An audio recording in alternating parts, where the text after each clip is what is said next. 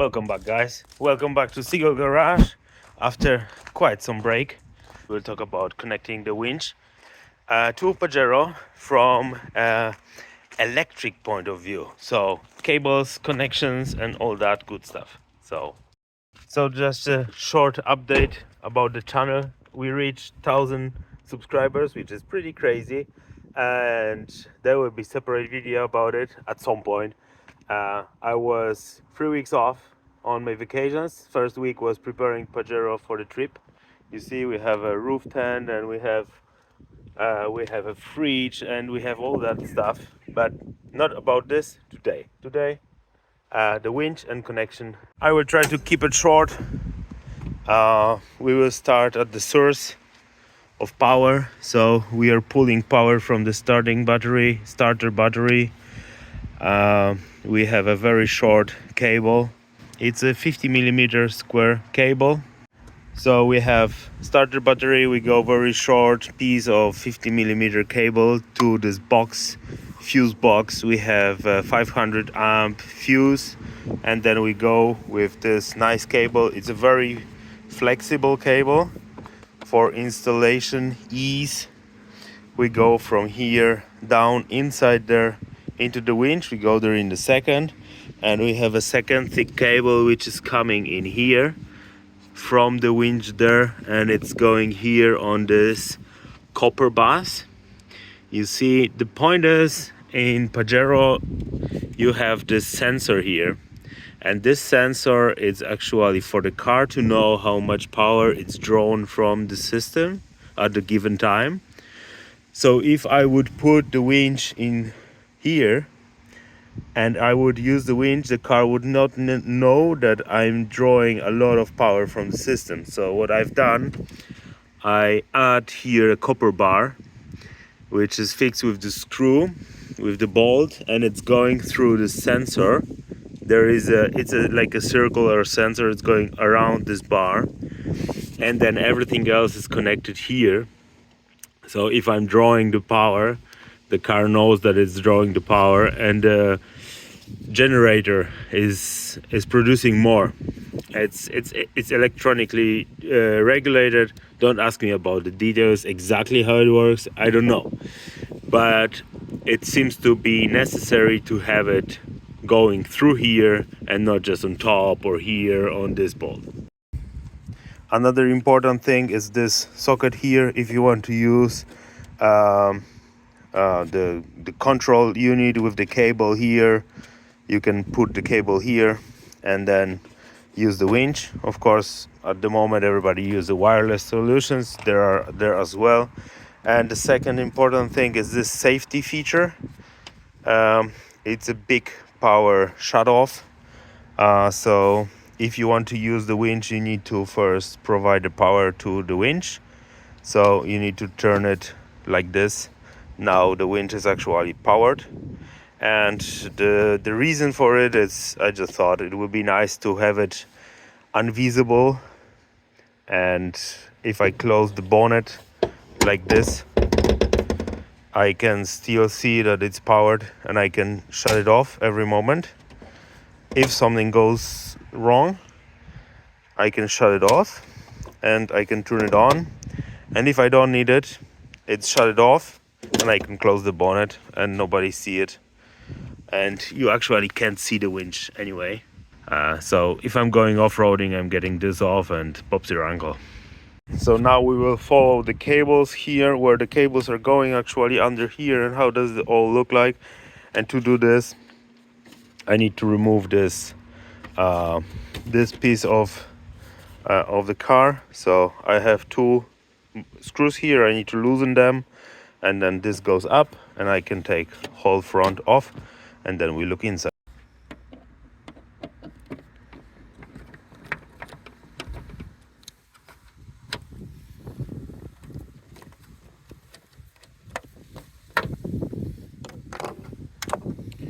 So that's off. Now I will remove that. I need two hands for that.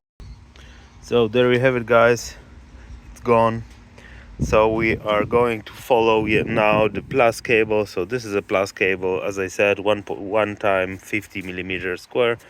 It's going out here, up, and this is the big massive separator, which is separating. It's supposed to work up to 1500 peak amp power, so that's safe. And then we are going down here, follow this cable, and we are going into the box. And in the box you have all control unit from the winch. I have modified the position of the box on the winch. Original box came on top, which would be absolutely impossible here, so I took off the original box.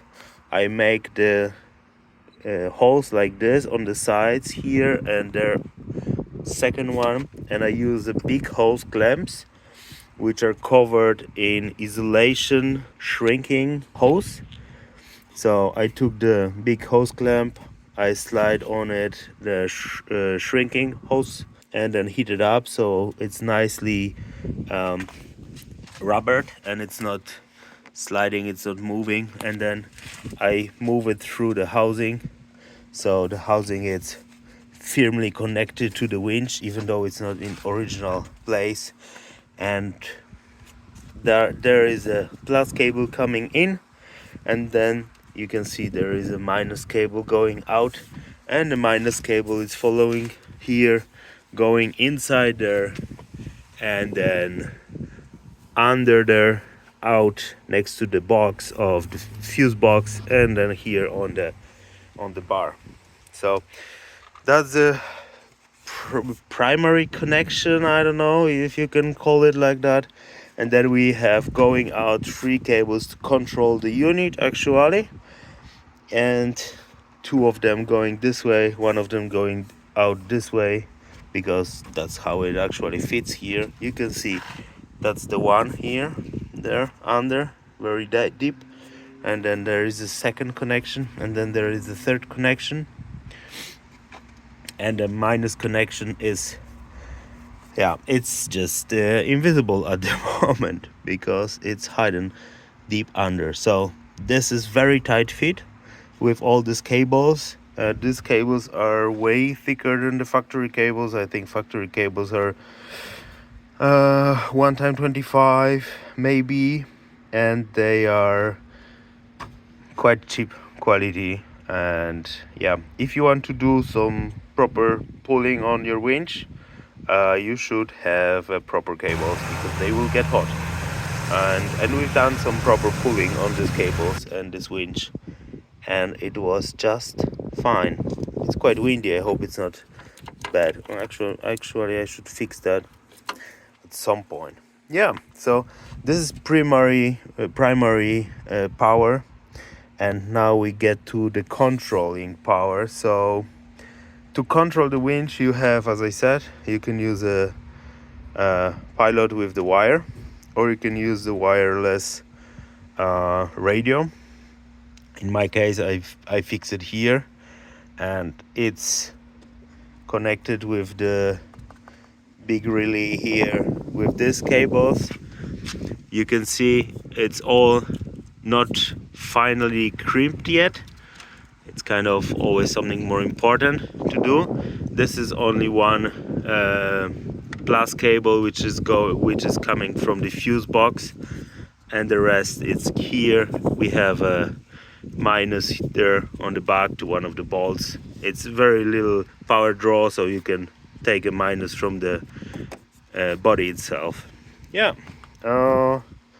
and it works pretty good, I need to say. It's working pretty good. This is glass fiber epoxy laminated piece, which is quite stable, to be honest. It's enough to hold it. And yeah, the power to control the radio and the relay, the small power cable, it's coming from the additional fuse box here. It's controlled from the panel in the car. So if I want to turn on the winch, I need to turn on the big power source, and then I switch the switch inside the car. Yeah, and Bob's your uncle. If you are done with doing stuff, you can just drop this thing here. It fits like that. You can drop this here, fix it, and that's pretty much it. So if you actually want to use your winch with this thing, you need to take rubber of it, and then you can connect it like that, and you can close the bonnet. It will be fine. There is enough room for the cable, so you can lay it over the bonnet to your window if you want to drive the car. If you want to be outside, you just stay outside.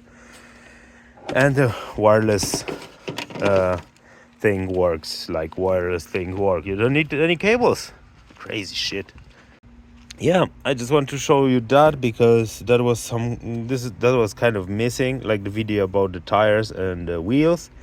So yeah, that's this. If you have questions about any of that, just write me a comment. Go on Patreon. I think this thing is on Patreon. And yeah, I have actually one more done. If somebody needed, just write me. We will work something out. Yeah, so that will be it pretty much. We have a crazy time in Alps actually. The car performs very good, and we didn't need the winch, obviously. Like, you don't need really winch, but it was a nice adventure, and we used winch before in the off-road park, so it's good to have. And thank you very much for joining and watching. I hope I was hoping that would be a quick video. Probably didn't end up like that. Anyway, thank you for being here, and stay tuned for the next one. So cheers.